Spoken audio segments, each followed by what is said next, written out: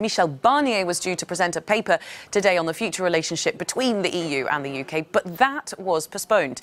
For more on that, we're joined live from Brussels by our correspondent Maeve McMahon. Good morning to you, Maeve. Why was that postponed? What are the EU waiting for?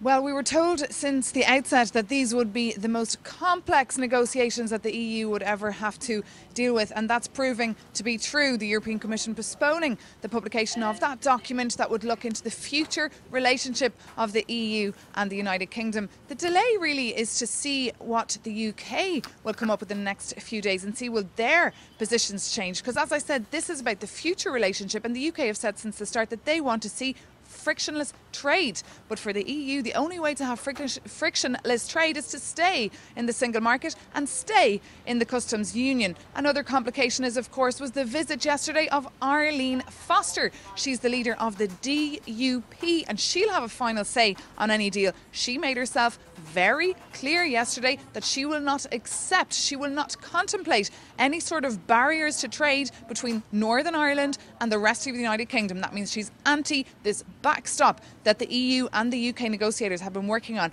for the last couple of months. She said she wants to see a sensible Brexit, and she trusts that Theresa May will respect her, even though she has not yet seen that much anticipated legal text that many here in Brussels also want to get their eyes on soon. Well, where does all this leave the talks in general, of course, as the deadline approaches rapidly?